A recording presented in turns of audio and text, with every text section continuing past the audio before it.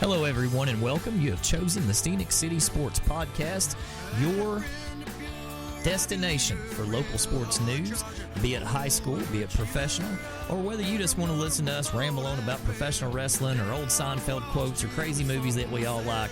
Welcome to the SCS City Sports Podcast, brought to you by the fine folks at Gary Thacker Insurance over at 2382 Battlefield Parkway. You can reach them at 706-866-8283.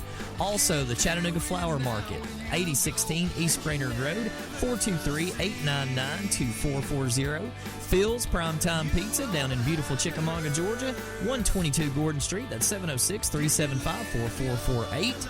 Our good friend Greg Payne, host of Restricted to the Dugout with Greg Payne and the Payne Mortgage Team. You can reach them at 423-645-9404 for all of your mortgage needs. And finally, Choo Choo Barbecue, who make it possible for us to bring you the scoreboard on Friday nights. The Choo Choo Barbecue of Chickamauga scoreboard. You can reach them at 12960 U.S. Highway 27 at 706-375-7675. And as Ringo Rob likes to say, you don't know Q until you know Choo Choo. We also want to say a special thank you to Matthew Mays and the good friends and members of Jupiter Coyote, one of our favorite bands, and they provide the music for the show. Those guys have always been great to us, and we hope you guys will reach out and try to check out their music as well. So sit back and relax and hold on, and we'll see where we get to. Like a blessing or a curse.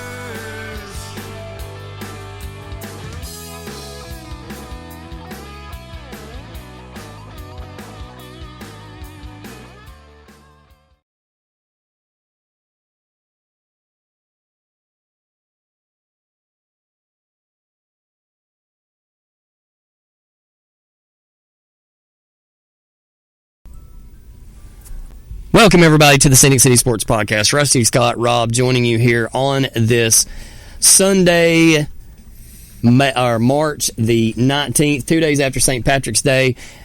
Butthole deep in the middle of March Madness. We've got racing happening all over the world. We've got the World Baseball Classic is happening right now. We've got free agent moves taking place all over the NFL. We've got the NBA coming down the stretch. A little bit of everything going on, and guys, I'll let y'all choose. Well, let me start with dealer's choice. Let's start with the food and wine that we were talking about. Yeah. I'll tell you, there's some connoisseuring going on over here with for that. Sure.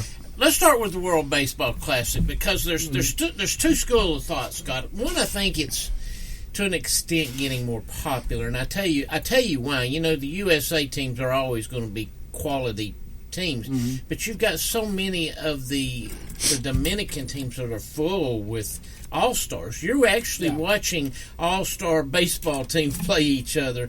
Yes. But the other thought, and there's two studs and stars that have gone down and won't be able to play the entire season for their Mets team, best closer in baseball, and now Altuve breaks his thumb last night, so he's going to miss anywhere to 8 to 10 weeks. That's a long time. Yeah. Now, there has to be that concern with Major League Baseball that, this is something that's good, but yet we can't have our stars falling out before the season starts. Well, let me address Altuve first. That's a play that could have happened in spring training. I mean, he got hit with the pitch. I mean, that happened. Well, I mean, any of this stuff's a play that could happen in spring training. Diaz got hurt celebrating. Yeah, I mean, Martin Gramatica, anyone? Yeah, I mean that was just a fluke thing. Nobody expected that to happen. And I understand one school of thought is, we're paying some of these guys $20 and $30 million to play Major League Baseball. Why are they being allowed to play in this? On the other part, you have to understand, if you're not from America, baseball is a religion in the Dominican. Absolutely. It's a religion in Venezuela. It's a religion in some of these other Caribbean nations. Japan is outstanding in baseball. And it's growing all over the world, and you cannot not have the United States in there, and you have to put the best players in there. The attendance numbers, the last time they had the World Baseball Classic, I think I saw where the attendance was a little over 500,000 for all the games. Right now, it's already over 1 million.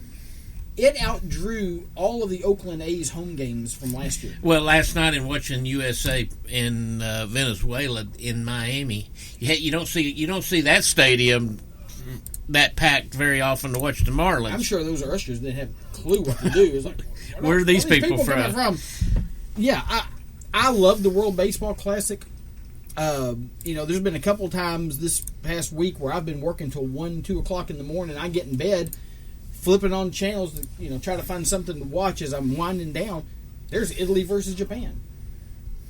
Hey, there's Australia versus somebody else, and you get to watch that because they're showing those games live. Well, last night's game was outstanding to watch from a viewer standpoint. It really was 9-7 USA, but and again, we're literally watching 18 all-stars play against each other. You're watching quality baseball players out there. But coming back to the injuries, yes, you can talk about that can happen in spring training. It can. But this is being played at a much more competitive level than any spring games being played. It's a big deal. It's probably, honestly, I put it up there right now with maybe even surpassing the World Hockey Championships. And I was a big fan of the World Hockey Championships. But apart from the World Cup, soccer, and FIFA, I mean, this is probably the biggest international competition we got going on right now. I think it's bigger than basketball, I think. Well, and the thing... It's because of those Caribbean teams and those other teams around here who are because that's the way they got out of some of their situations. They played baseball and they made it big, and they're making $20 and $30 million a year, but it always goes back to them. It's always... playing for their country, man, that's the biggest honor they can possibly have. Well, and this is a lot like, take basketball, for instance.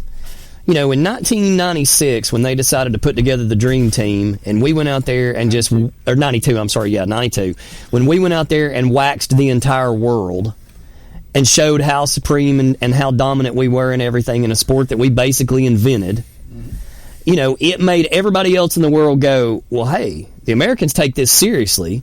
Yeah. They're putting their best players out there. Maybe we need to do that too. And that's what's happening with this World Baseball Classic. I mean, I don't even know that we're the best team in the world anymore. I mean, I don't know that we're even in the top 3 at this point, because there are a lot of places that, like you said, kids see that as, if I can play baseball, I can get myself out of here and get myself into the life that I think I deserve to live. Yeah. Kids in the Dominican, kids in Cuba, kids in, it's amazing to watch. And the passion that you see, I don't like that look, but anyways, the passion that you see in these games. Scoring update from New York. Rangers 6, Predators 0, with 6 minutes to go in the first period. Ouch.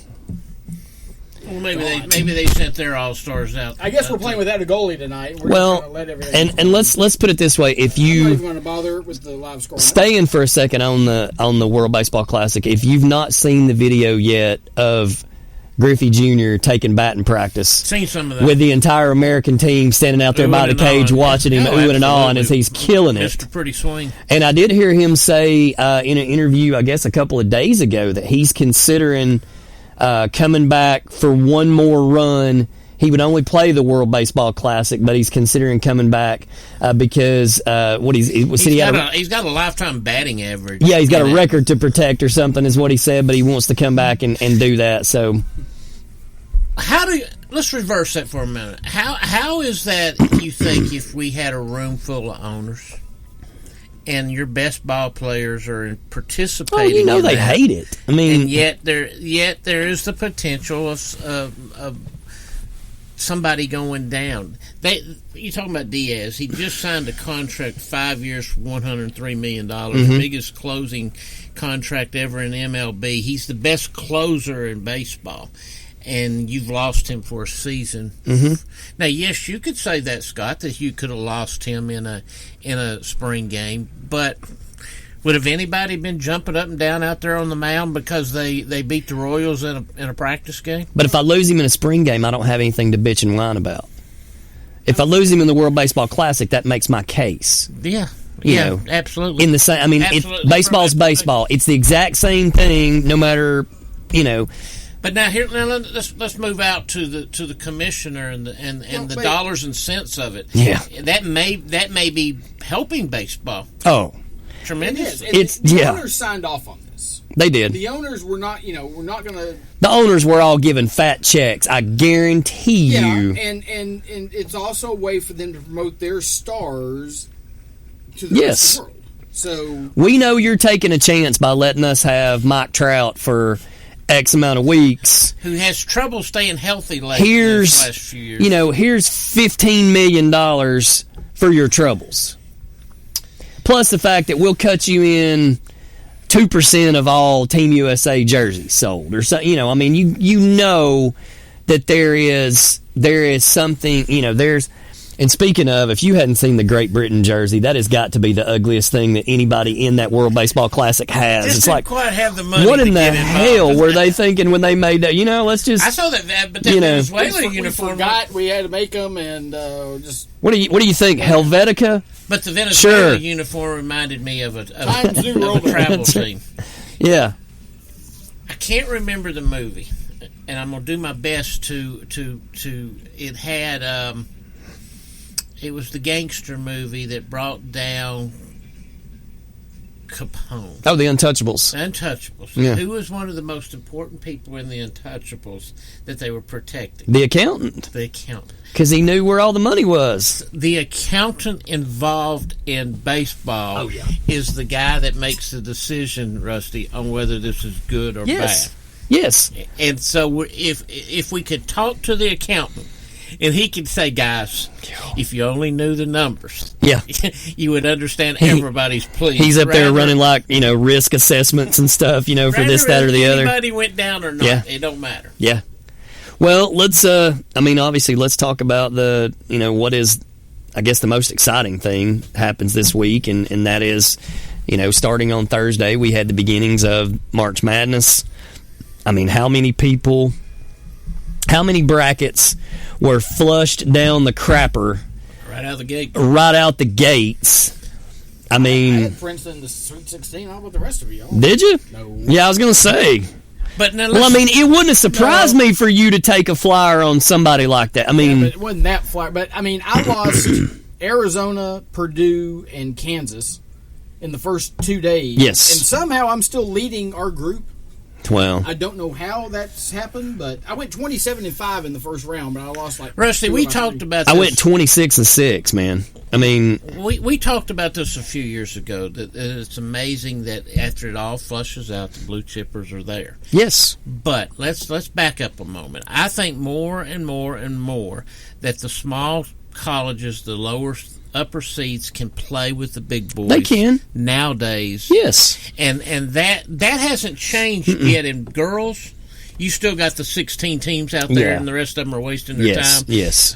But in boys, we're seeing an entirely different because we know at those mid-level levels, we watched Gonzaga keep coming and coming and coming and coming and coming, and now we think they are one of the blue chips. Well, that's only going to, with NIL now, that is only going to increase because now you don't have to go to Alabama or Kentucky or North Carolina hasn't got to grant me a scholarship for me to be the man. No, you don't have to go somewhere to get your name out there. You can go to Farley Dickinson and wind up with a great NIL deal and make just as much money as you could somewhere else. You can be a big fish in a small pond, which makes you look even more dominant in amongst the competition that you play. This isn't football. And so you get your hands on 4 or 5 really good basketball players.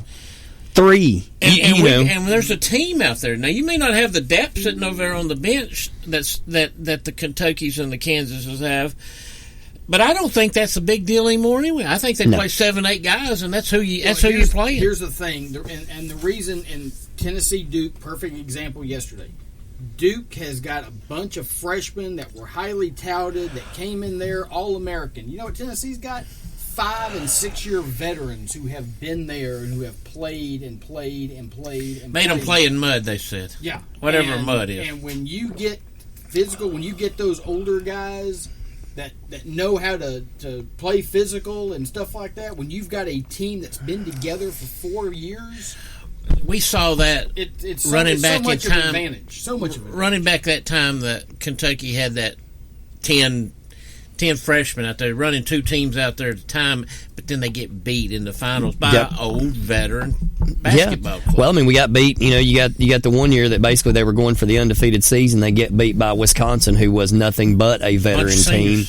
Yeah, I mean, that was last year. Yeah, same thing. I mean, and it Rusty, is. They weren't NBA guys. No, y'all no, had no. 10 NBA guys. Yeah, we had 10 NBA guys, but you couldn't beat them 5 seniors. Well, it's and I hate to use such a, I don't want to say crude word when I describe it this way, but I mean, you're talking about man strength.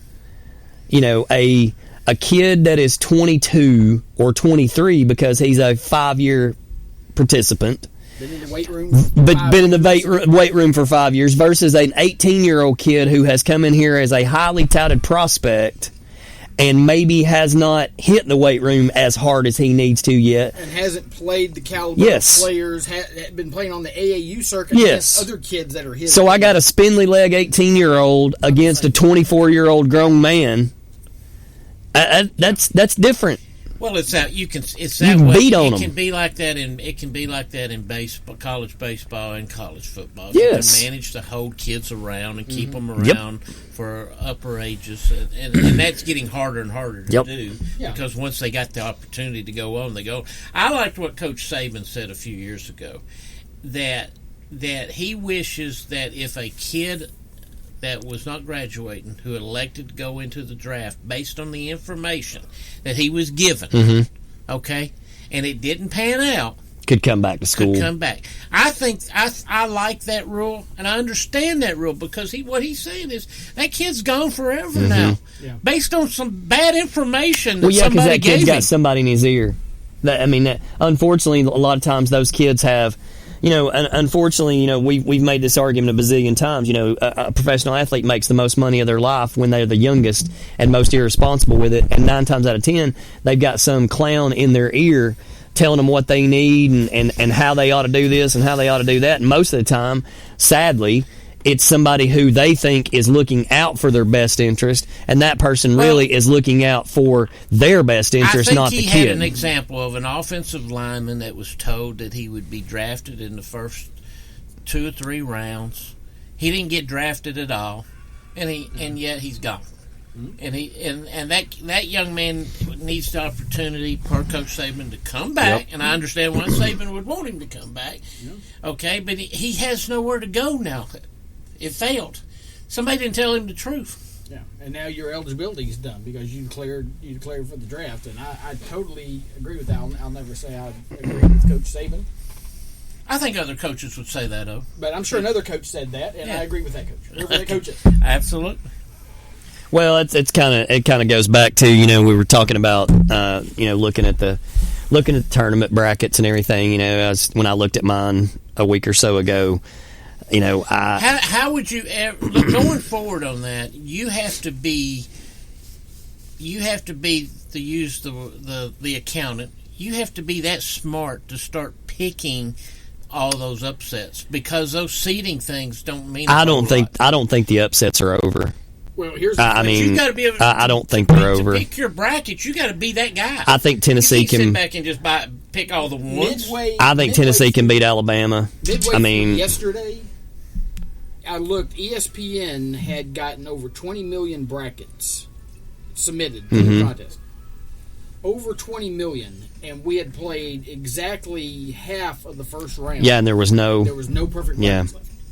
Yeah, and there's been the example I'm talking about. There's been one almost every year for the last. If we rolled back 15 years ago, it'd be safe for Mr. Bracket guy to pick all the 1s and 2s and 3s and 4s, right? That's why Warren Buffett was putting up $1 billion for anybody that could pick a perfect bracket because he knew it was never going to happen. Well, I mean, the thing about it is what most people don't realize is when you are picking your bracket, you don't have to be this miraculous prognosticator and pick every game. If you can get to the Final Four with all 4 teams and you can pick the finals and the national champion, the rest of that crap don't matter because you can look at the bracket scoring. If you can get the Final Four, I mean, the national champion alone in that ESPN bracket challenge is 320 points. Yeah. Just if you pick the national champion. Every single round. I won a bracket last year because I still had the national champion and nobody else did. Yeah. Well, 2 of mine are gone. Oh, my bracket is flushed right down the toilet. 2 of mine are gone, but if I lost. If I could somehow hang on.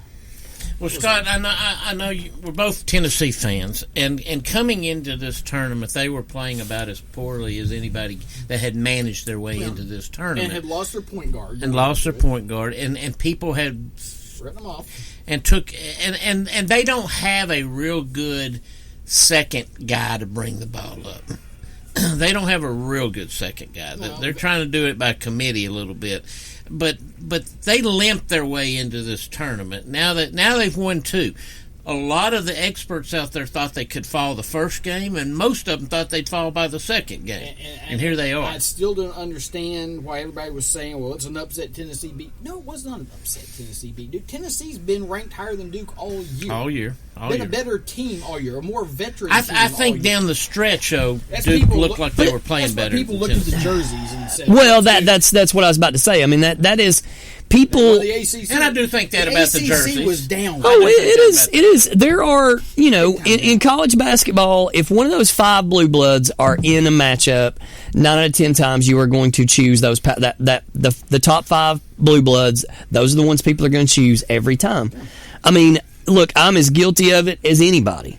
I mean, I'm always going to choose the Cats. It's just what I do, and the worst day of the year for me is the day we lose, and that was today. But it was balanced out by the fact that yesterday was National Everybody Hate Duke Day, and they lost, and so that works out just fine. But it is, you're exactly right. You look at, so many people look at the jersey, and a lot of people don't, and that's one of the things, too. To me, sometimes those tournament bracket matchups are horse crap because they take teams that far and away won their divisions. And yes, I get it. Some of these teams play in the MEAC and the WAC and stuff like that, and I get that. But basketball is not football. If you got 2 or 3 really good kids, if you got a senior-laden lineup, so you get a lot of those teams like that wind up as 12 and 14 and 15 seeds. Davidson. Yeah, I mean, oh my God! I mean, and that's a good example. Let me tell you how here's the funny thing. I picked Davidson that year to go all the way. I had them all the way as far as they went. I had them all the way to the Elite Eight. And one of my friends in the bracket that I was picking in, because I wound up winning that bracket that year, and I had a guy say, how in the world did you realize that Davidson would do that? And I was like, well, number one, I had gone to a game at UTC Arena and watched them play UTC, and Steph Curry shot over everybody and his mama in that gym that night. But number two, I had heard his Aunt Jackie on the John Boy and Billy show talking about what a good ball player he was and how he was the best player in the family. And if you don't know, Jackie Curry was a beast when she was in college. So was Dale. I mean, Are you kidding me that you just told in front of millions and millions? I'm saying it right now. John Boy and Billy is where John you go Boy to and get Billy your... is where I got my information on that 1 year. Because of the tie to Seth. They'll send you a gift card tomorrow from. I'm telling you, man. I'm gonna get a hey, big man, let me hold $1. But yes, I mean that is why I chose Steph and Davidson. And it's not an exact science. It is it's polka. Yeah, I'm interested to see what happens that with Fairleigh Dickinson. They're playing. That was John Boy and Billy, by the way. That's right. Yeah, they were going to call and tell me what I had coming. Tennessee plays Fairleigh Dickinson in Sweet 16. I'm just telling you right now. Fairleigh Dickinson. Fairleigh Dickinson. Is that Farmer and his wife too? No. Man, that was John Boy. Now this is Billy coming in second. No, I mean, and it's all because of you over there dropping names. I love to have the conversation every year about the tournament. It's always one of my favorite times. You know, you think about what all comes in the month of March now in the sports world. We get the beginnings of the baseball season. We get March Madness. We get the Players' Championship. A few weeks after that, we get the Masters. There's just so many good things. Masters is right around the corner. There's so many good things that happens, you know, and now, you know, since here's some scoring updates. Yeah. I now have 3 teams out of the final. Oh, no. Marquette went down today. 69, 69. I didn't have Marquette going. And UConn is up on St. Mary's of California with 5:49 left at 62-47. But I looked before it updated. UConn was out to an 18-0 lead. Wow. Well, none to say that some of the major blue bloods of college basketball are not going to be national champions this and year. Creighton leads Baylor 36-29. Holy crap. So it's going to be somebody a little different. Man, I'm telling you, I think the best thing and the worst thing at the same time that would ever happen to college basketball would be for, you know, a Fairleigh Dickinson, what was the one a few years ago, Dunk U, you know, the Gold Coast, whatever, Florida Gulf Coast, you know. I mean, one of these days, we're going to have one of those teams that puts together the perfect run, and they win. And I'll be honest. I'm gonna guess at this because I think I'm right, but I might Butler. not be right.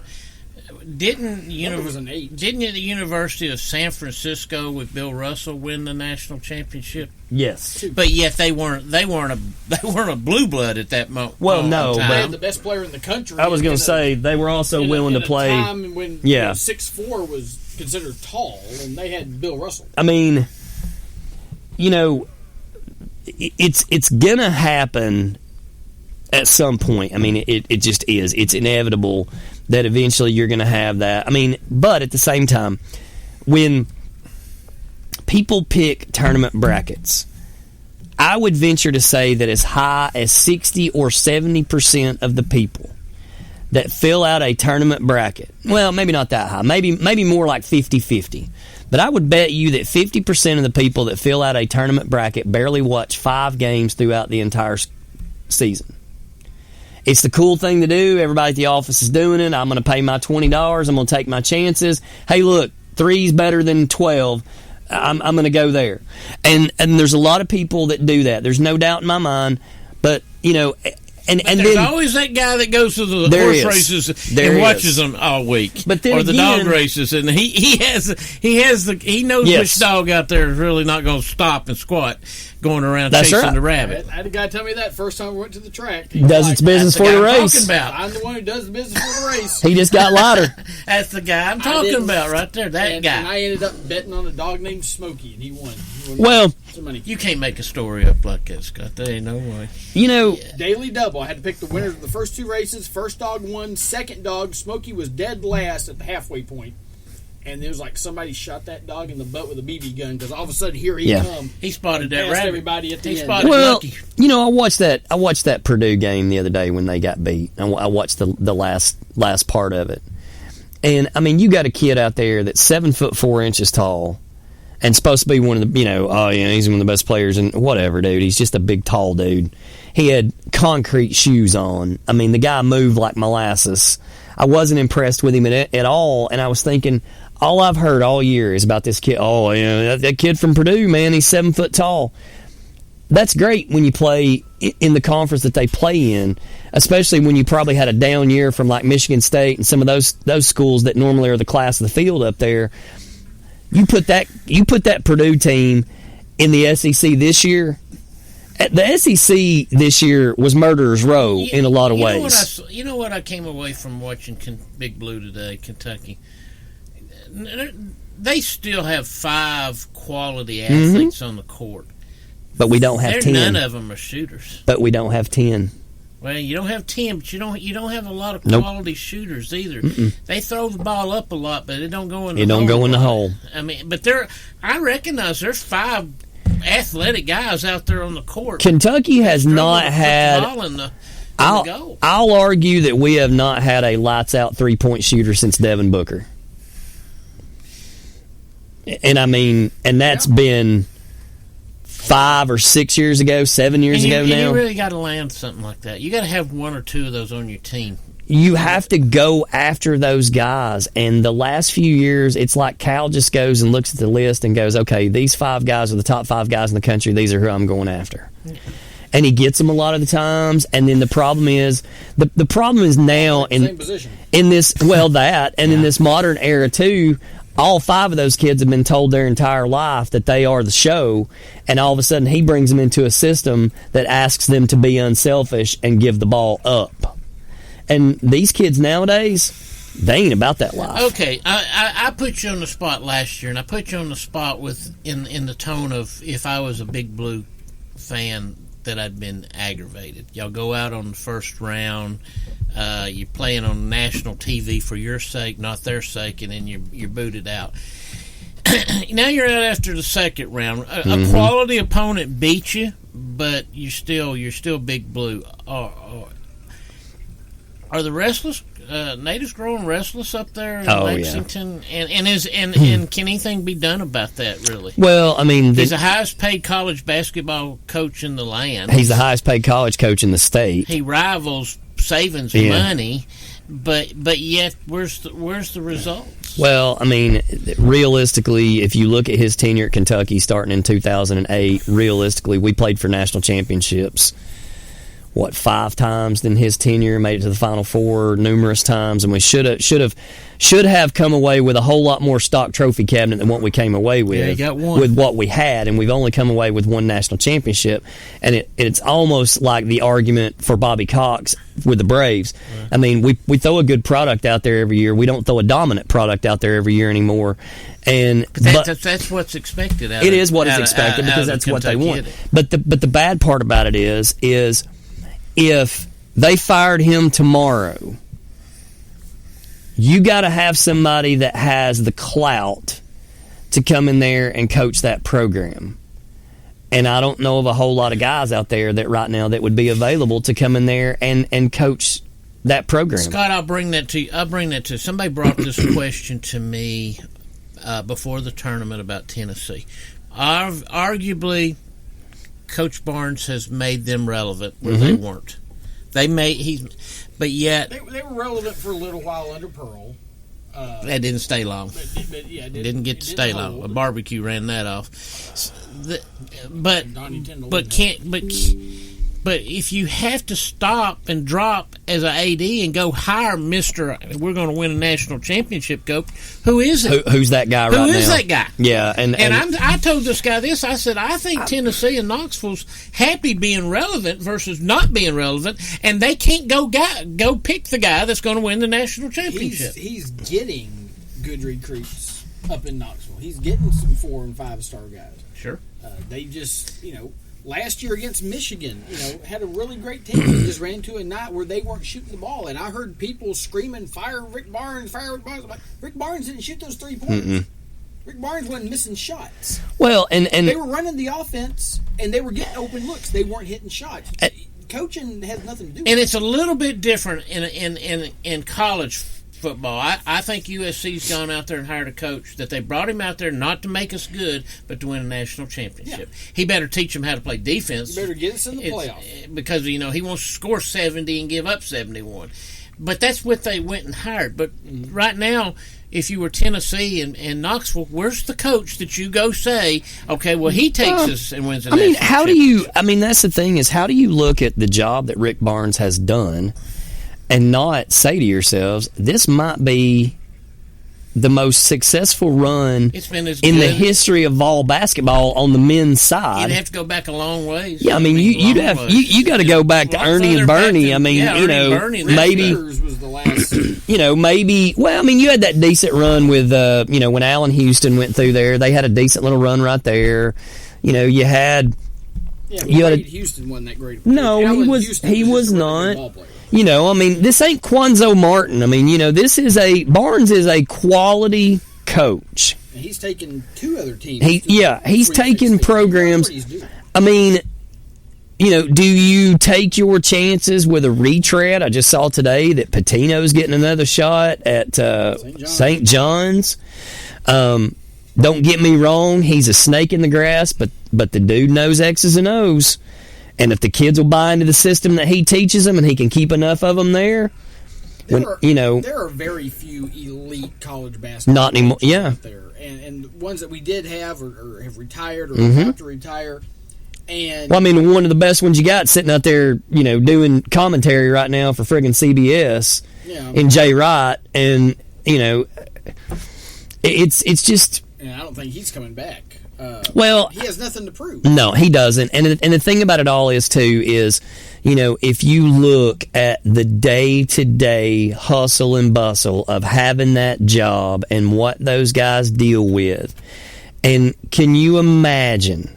I had a conversation with Josh Laney just the other day, and he's no longer the head basketball coach at LFO. And I asked Josh, I was like, do you feel like a weight has been lifted off your shoulders, not having to worry about where you would be and all this? And he said, man, basketball now is year-round. He said, here I am, and he said, we're in March, and he said, the AAU season literally starts in like a month. Mm-hmm.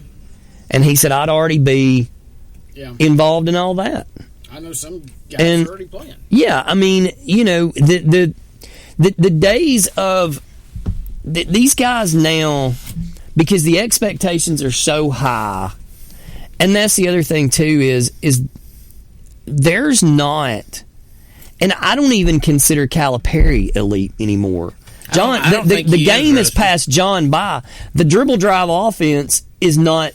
It's not innovative anymore because nobody drives. Everybody shoots 3-pointers, and the point is that with Barnes in Tennessee, Scott, the argument is that he's Calipari-like. What he teaches, what he does, gets you so far and keeps you consistent. But you spend a whole game with those two offenses. Realistically, you spend a whole game swapping 2-pointers for 3-pointers against the modern strategy. I mean, you look at the game now. Kentucky can't shoot 3-pointers. No, that's for sure. Every year, somebody new pops up, and then that coach gets taken away by some bigger program. Shaka Smart, anybody? Shaka Smart. Now, you talk about an elite that's coach. A guy. That's a guy that I would put up there. But would Kentucky hire him? But who was the guy? Dayton, Archie. Miller? Archie Miller. Yeah. Yeah, went to Indiana. Yeah. It's already been fired. I mean, he was like the next big thing. Yeah. But that system didn't work on there. They didn't win enough. I mean, the guy that was at Butler. Brad Stevens. Yeah, Brad Stevens. Of course, he left to go to the NBA. Who knows? He was pretty successful in the NBA. He was, several good years with the Celtics. But to have a guy that's done it consistently over time, like you said, you have success one place, you go somewhere else. It doesn't always work out, and then that guy's kind of forgotten about. He was the flavor of the month for a couple of years. Oh, we can, God almighty, man, we go back 20 years, and I mean, the Billy Gillespies of the world. Oh, yeah. Billy Gillespie was a sought-after coach, and he parlayed 2 years at Texas A&M to the greatest gig in the SEC, and took that greatest gig in the SEC and flushed it right down the dadgum toilet. Well, now let me say you were handed the keys to the kingdom. Yes, you're getting everything that the school in the conference wishes they could have, but it's a slippery slope sitting there too. It is. And the next guy that follows Calipari might not be nearly as good. But I do think that there's an underachievement that's taking place in Lexington. Oh, it's been taking place now the whole way through. And yeah, people still want to pull for Big Blue, and when they put on a board, they want to say, "Oh, they got to be there," but they're not there. No, they're not there. They find a reason not to be there. Well, you take his first 5 years at Kentucky. And he had like 3 Final Fours. He had a national championship. He had a Final Four appearance where he lost to the eventual national champion. He had a finals appearance where they lost. I mean, they had a stretch to begin with where they were house of fire. Mm-hmm. And then once that 2012 class went through, And then those couple of classes behind it, when that next year in 13, when they went undefeated, when the Harrison twins stayed, that class that went through, once that class got out of there, yeah, we've had a few shining spots here and there. We had Shea Gilgeous-Alexander come through. We had, Devin Booker come through, some stuff like that. But we will never see another. I mean, that 2012 class, I'll argue till I'm blue in the face that Darius Walker was the difference in that team, because you had a good senior that was still there, and you also had Patrick Patterson, who was a sophomore, that had stayed to play with all those incredible freshmen. And those two older kids kept all those youngins in check for a year or two. I mean, you look at, if it was the old days, that 2012 team would have had, as seniors, John Wall and Boogie Cousins. And then you had Darius Walker. And then you would have added Michael Kidd-Gilchrist and Anthony Davis. And then you tell me there's anybody in the country that could have competed with that starting four? No. I mean, Probably not. Well, as big and with the resources that Kentucky has as far as getting their hands on basketball, I think what you're trying to say to me is the era of when they had 10 that era's over. All-American high school players sitting there that all thought they were going to be in the NBA by the next season. Yep. That they can't get their hands on that. They're getting their hands on those kids. They're still getting their hands on those kids, but the problem that he faces now is the same thing that a lot of college coaches face now, that live and die by the one and done. And that is, you can't take 5 giant egos and put them in a starting lineup and say, okay, play together. And their goal is not to win a national championship. No, their goal is to raise their draft stock. Get to the NBA. There is no such thing as loyalty. I don't watch as much college basketball as I used to.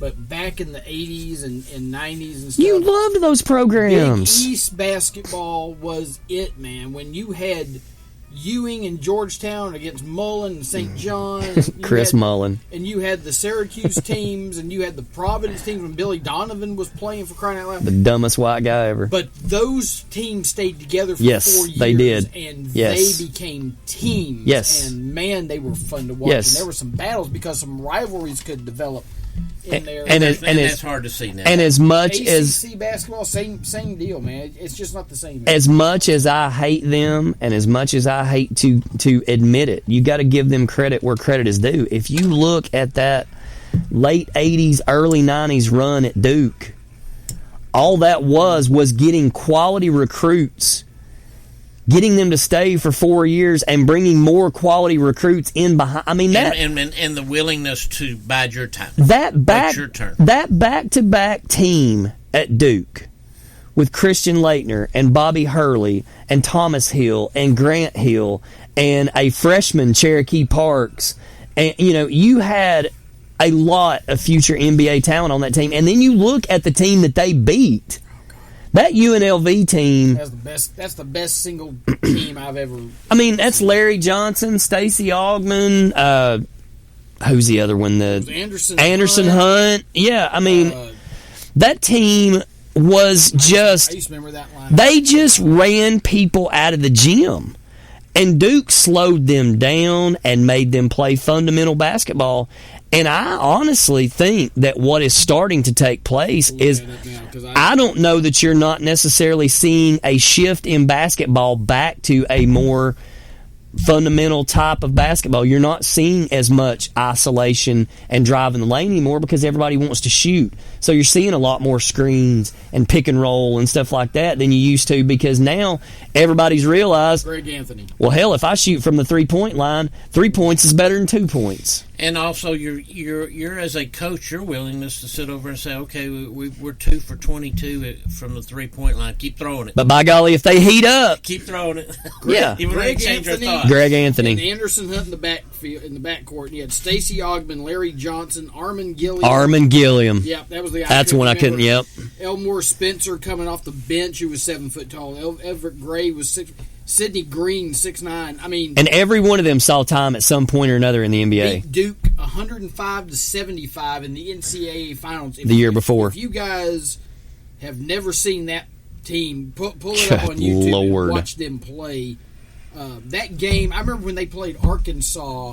When Arkansas was starting, Oh, that was Cornelius Williamson and Scotty Thurman and getting there. Why did that dynasty not last? But there was a game. College in Vegas. It was like number 1 and versus number 2, and that game was one of the most watched. Tarkanian was so crooked whenever that man, they screwed him in the ground when he passed. Well, imagine that. I mean, I think IL money was going on long before. Recently. Oh God! UCLA. Well, UCLA had a special man named Sam. The accountant. That's right. He was the accountant. He was the accountant. Well, what does Eric Dickerson tell that story about? How do you get Lou Alcindor out of Power Memorial High School to go all the way to UCLA? I mean, and what they were giving away more money. 9-10 in a row. Yeah, those are the things that aren't going to happen. Oh, no. Something like that. Well, I mean, Dickerson told that story about SMU, basically asking him what kind of car he wanted, and it was there in his driveway the next day. I mean, Texas A&M, what in the? We had promised him a better car. We can't. Yeah, I mean, turn him in. Yeah, I mean, what are we gonna say? I mean, he didn't take our Maxima to get their Trans Am. I mean, that's just a gold Trans Am. But he ended up at SMU. Well, I want to turn down. Texas. We got about 15 minutes left, and I want to bring this up because it's something that we've kind of touched on in the past, and it's something I saw, and I don't know how legit this is. I know it was a video that somebody sent me earlier today on Instagram, and it was there's a kid supposedly, and they call him Baby Gronk, and supposedly this kid is an 8th grader and already has an NIL deal with the University of Oregon. I believe that. Oh, I believe that. But I don't know how you give an 8th grader money. Well, this kid is literally like 30% bigger than any kid in the country. I mean, but now this is not me talking as a sportscaster / journalist. This is me talking as a parent and a teacher. That is the worst thing that will ever happen to education and to just parenting in general moving forward. Because that slope won't quit. That slope won't quit. You can't running. make that slope any less slippery. Because what happens when, I as a professional educator all of a sudden have a daughter or a son that winds up as a top-level recruit for a top-level college, and all of a sudden, they're 8th, 9th grade like that, and I'm trying to get my kid to do something, and my kid already's a millionaire, and I'm not. Well, it's a whole other sort of circumstances that a parent would find themselves in. Yeah, I mean, that's the part that you look at all that. But I think some would have that approach that you just took, Rusty. But I think many would not have that approach. Oh no, there are. That would be grand. There are a lot of parents out there that live vicariously through their kids. By the time that kid's in the 10th grade, that $1 million that was offered in the 8th grade's gone. We need more. Oh Lord, yeah, they've already spent all the way through. I mean, look at the videos and look at the books and stuff that have been written about child actors and stuff. When they talk about, they were making so many millions of dollars when they were 4 or 5 years old. Who was managing? Yeah, and who was managing that money? The family. Oh, we'll take care of all your money for you. Will you? Will you take care of my money for me? I mean, what's a 6-year-old know about money? Right. Yeah. I mean, obviously we're not college graduates, but we know a whole lot more about money than you do. Here's a story about the kid. Okay. From January 30th of last year, he was 8. He's a 3rd grader from Dallas. It says young kid's name. He mugs for the camera after a catch, yelling out, "I'm the number 1 3rd grader in America." Yeah. Okay. Right there. Who cares? Yeah. 4'9", 100 pounds, and this was a year ago. Has an Instagram page with over 250,000 followers. has already taken unofficial visits to the University of Florida and Texas when he could go on the field for workouts, and committed to play football at Oregon when he was in the second grade. Well, and let me say this too. Has endorsement deals and hung out with NFL stars, rappers, and even Miss Florida. And me and Stump Martin legit has endorsement deals. Yes. We used to have this conversation and agree upon it on most time. Here's an update. The best 12-year-old baseball player, whoever he was that year, would not be the best 18-year-old baseball player. No. Yeah. Because he might quit growing, he might have quit working, he might got involved in another sport or another interest, and he wasn't that person at 18 that he was at 12. You could also say that about the best 7-year-old might not be the best 12-year-old. Well, inevitably, and this is going to sound crass when I say this, and I'm sorry. As many as 7 deals with renowned brands were well over $50,000.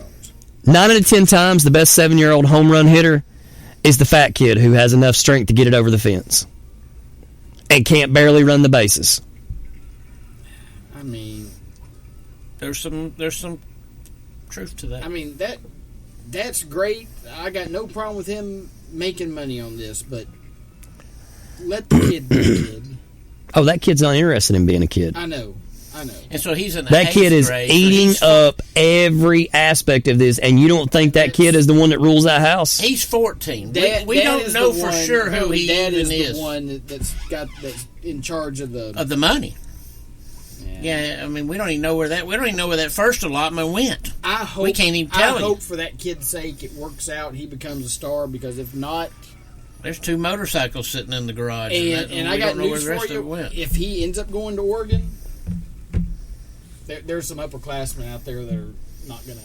Well, he's 14 now, so I mean, we're talking. No, he's 9. No, he's 9. He's yeah. 9. Okay, so we don't know who that kid is at 18 and 19 and 20 and 20. We don't know any of that. Football, but if he's got that kind of what appears to be that kind of attitude right now, just by what I've read in a very short time, I'm like, that's not going to bode well later. You know, you take Michael Jordan, who couldn't make his 8th grade basketball team. Yeah.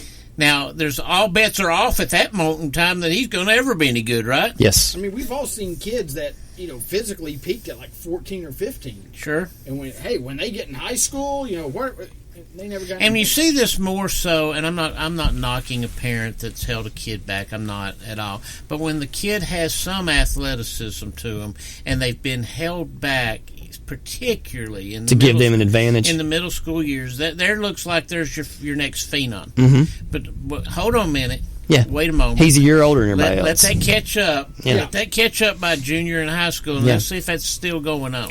Well, and the other part of that story is what happens when that kid gets to, let's say he gets to 16 and everybody else catches up to him, and he spent more time mugging for the camera than he spent trying to be a good athlete. His work ethic is terrible. Yeah. His family's pissed away every dollar that he's made. And then that kid has to live the rest of his life knowing that from 9 years old to 17 years old, I earned $15 million. And my family pissed away every last dollar of it. And Rusty, that may not be every example that takes place, but there's going to be some examples of it, and that's going to be sad. Well, and again, that it takes place. What if that's the kid that, doesn't take school seriously because, he's a star already, and that kid winds up, in some menial job, and people recognize him all the time, and every time you turn around, hey, look, man, it's that kid. Gronk. It's Baby Gronk. Can I take a picture, Baby Gronk? Can you imagine what I'm getting at? What happened? What I'm getting at is the emotional damage that you are doing to that child right now. There's been a 30 for 30 on Jared Lorenzen. Anybody? I mean, Todd Marinovich. Dupree. Oh yeah, Marinovich. Running back for. Oh, Marcus Dupree, the best there never was. He should have gotten to the pros, and nobody had ever been able to, and he didn't get there hardly. Because he wouldn't work. He didn't accomplish who everybody said this is the best cat we've ever seen. Switzer changed his complete offense just to make room for him. I mean, Oklahoma had ran the option for a bazillion years, and Switzer changed to a power I. I mean, But y'all know it. We can go on and on and on about kids, even in the local area, that we will not call by name, but took opportunities that were handed to them over the years and didn't do anything with those opportunities. Mm-hmm. Because I'm already a star at school X, and that makes me somebody. No, it don't. You still got to go against that kid that's in Florida that's the same athletic ability that you have, that works his ass off every day. Let's play better competition than you face. And by the way, a good one that we did see come through here, and me and Scott got to see him quite a bit, in Von Bell, moving on to the Panthers. On to the Panthers. Now, here's something that's odd about what's going on with Bengals. They don't have the most money as a franchise, and they're fishing to have to dish out insane money to a quarterback, which tells me how you gonna come up with the money to pay the rest of them. 3 of those 4 DBs are gone. Yeah, and I don't think it's all because they couldn't play. I think it's because we're making room for the money for the quarterback, and I saw that take place and I used the Ravens for a perfect example. Oh yeah, when they anteed up for a mid-level quarterback and paid him as if he was the best guy in the NFL, and they didn't have money for others. Well, what do you think's going to happen? Right? Say that with any NFL I was going to say, think about it right now. The Jacksonville Jaguars even though he was the number 1 pick in the draft, they still got him at rookie level, and they're paying him at rookie level right now. What do you think Trevor Lawrence is going to command in a couple of years? I mean, you can franchise him and you can play that game. I wish that some of these quarterbacks would have a little, and I say this with all due respect, common sense about it, and just say, look, yeah, I could ask for $200 million, $250 million, $300 million contract or whatever, and I'd love to get all this money, but who am I going to throw to? Who's going to block for me? How am I can't going to block afford for the rest myself. of them? I can't catch the ball myself. Yeah, they said Peyton and Brady were both. Hey, pay me $10 million. How much money do you need? I could, pay me $10 million a year and go get me DeAndre Hopkins to throw to, and go get me, Brandon Cooks to throw to. I'll take a little bit less money. Go get me people go get me targets. Well, you're not going to have a good team unless you go find us that road grader defensive lineman that makes sure that I don't have to be on the field near as much. I mean, tugging at your heartstrings over there. The Cowboys letting Ezekiel go because of money. Yeah, there's a situation where that position has been downplayed. So anybody that makes a lot of money don't get to keep it long at that position. No. Titans are shopping. But talk about a fall from grace, though, with him. I mean, Lord, man. Well, I think that happens with a lot of running backs. It does, because they get the hell beat out of them. They just get to a certain spot, and it's over from that. Well, we're advancing quarterbacks and receiver money like it's going out of style. But it goes back to that whole thing of, when you run a 4 wide receiver set and the running back is left back there by himself, then when the running back takes off on a run, he's got nobody in front of him to take that initial hit. Why did Emmitt Smith last a bazillion years in the NFL? Because he had Moose Johnson in front of him. Later on, he had Tommy Agee in front of him. He also had a Hall of Fame offensive line. Well, he did that, but I mean, 7-8 yards downfield before somebody laid a hand on him. And I was talking to somebody about that the other day. You take the Barry Sanders of the world, the O.J. Simpsons of the world. Who else that just didn't play on good teams, but yet they were. You put them behind that offensive line.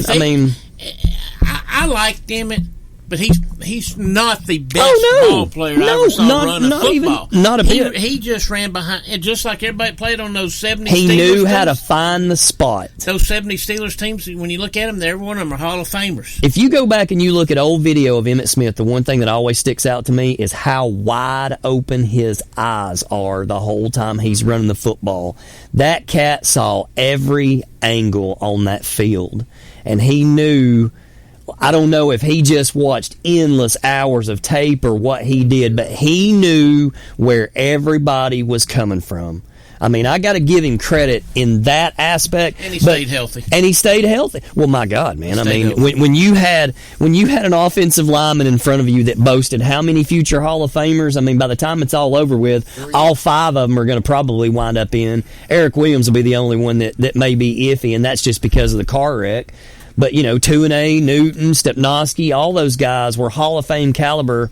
Larry Allen, it's kind of like Hall of Fame quarterback, Hall of Fame wide receiver. Well, it's kind of like, again, I roll back to that. We didn't see it at that time, but those 70 Steelers teams, everybody on it, down to Hall of Famers. Absolutely. So, when you played there and you got 4 Super Bowls, looking back on it, gosh, I didn't play with a bunch of dummies around me. No, and those teams, they didn't make the big contracts. They were in free agency. Everybody stayed. Realized, hey, this is a team we've got here, and they were together for 10, 12 years. Well, and you could do that back in that era. The free agency rules were a whole lot different than they are now. There was also a sense of loyalty. People got immersed in the community, and they loved the people around them and where they were, and they didn't want to go because the people treated them like legends. There's a lot of factors that are different in the modern era, but guys, we could literally sit here and talk about this. When you start talking about the NFL, that's our bread and butter, and we could talk about this for days on end. But obviously, that's going to do it for us for this evening. We thank you guys for hanging out with us tonight. We'll be back. Should be back in the Sunday rotation moving forward. We'll be back next week, same time, same place. Look forward to talking to y'all guys. This has been the Scenic City Sports Podcast, brought to you by the fine folks at Gary Thacker Insurance and all of our all-star sponsors. Anybody out there that's interested in summer swim, make sure you check out the Canosa Great White Sharks, currently accepting applications for all swimmers of all ages, so give them a shout. We'll catch you guys later.